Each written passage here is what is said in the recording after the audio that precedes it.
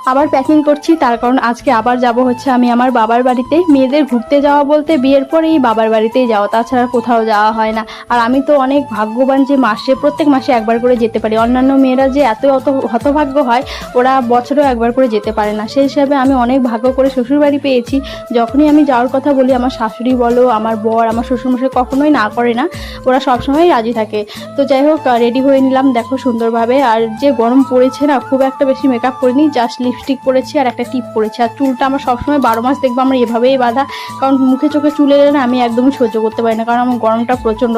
এদিকে হাজব্যান্ডও রেডি হয়ে গেছে, ওর যেহেতু গাড়িটা বিক্রি করে দিয়েছে তো ও বলছে টোটো করেই যাবে, কারণ আমার ভাইয়ের বাইকটা কিছুদিনের চালানোর জন্য ও নিয়ে আসবে। তো যাই হোক, এদিকে শ্বশুরমশাইকে বিদায় দিয়ে আমার শাশুড়ি মায়ের কাছেও বিদায় নিয়ে আমরা রওনা দিয়ে দিলাম। হেঁটে হেঁটেই যাচ্ছি, মোড়ে গিয়ে টোটোটা ধরবো। তো সঙ্গে সঙ্গে টোটোও পেয়ে গেলাম, খুব একটা ওয়েট করতে হলো না আমাদেরকে। এখন সোজা যাব আমাদের দোকানে, ওখান থেকে তারপর আমার ভাই আসবে আমাদেরকে নিতে, তারপর চলে যাব বাবার বাড়িতে।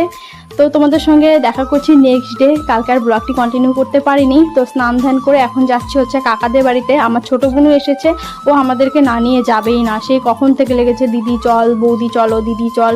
তো আর কী করবো, তো সেই জন্য ওর বাধ্য হয়ে আমরা বেরিয়েই পড়লাম ওর সঙ্গে। আর অনেক দিন পর কিন্তু সাইকেল চালাচ্ছি। আগে সাইকেল করেই কলেজ, তারপর হচ্ছে প্রাইভেট টিউশন, এখানে ওখানে যেতাম, আর এখন তো সাইকেল চালানোই হয় না। তো চলে এলাম, এসে দেখি বুনু এদিকে কাজ করছে, কাজে একদম ঘেমে চুমে একাকার। আর এখন নেল লাগিয়েছে, সেটাই আমাদেরকে দেখাচ্ছে। আর বুনু তো পুরো আমাদেরকে অতিথি আপ্যায়ন যাকে বলে একদম লেগে পড়েছে, এটা এনে দিচ্ছে খাওয়ার জন্য, ওটা এনে দিচ্ছে খাওয়ার জন্য, মানে বিশাল বড় হয়ে গেছে। দেখো টোস্টের মধ্যে হচ্ছে ঘি লাগিয়ে দিল, বলে খেয়ে দেখ ভীষণ সুন্দর লাগবে। আমি কিন্তু এর আগে কোনোদিন এরকম করে খাইনি, তো খেয়ে দেখলাম বেশ ভালোই লাগছে। শুধু ঘি না, মানে টোস্ট না, সঙ্গে বিস্কুটও দিয়েছে। দেখো বিস্কুটের মধ্যে ঘি লাগিয়ে দিল, বলে এটা এবার খেয়ে দেখ ভীষণ সুন্দর লাগবে। আর সত্যি কথা বলতে ভালোই লাগছে, খুব একটা খারাপ লাগছে না। ঘি তো আমি খুব একটা পছন্দ করি না, কিন্তু এভাবে খেতে বেশ ভালোই লাগছে। এরপর পাউরুটি মানে আসার পর এটা ওটা মুখ আমার চলতেই আছে, মানে চুটুর পুটুর এটা ওটা খেতে আছে। তারপর আচার নিয়ে বসেছি, মুখটা আসার পর একদমই বন্ধ নেই। এদিকে আমার বুনু দেখো খুব সুন্দর কিন্তু আর্ট করতে পারে, এগুলো কিন্তু আমার বুনুই সব নিজে হাতে আর্ট করেছে।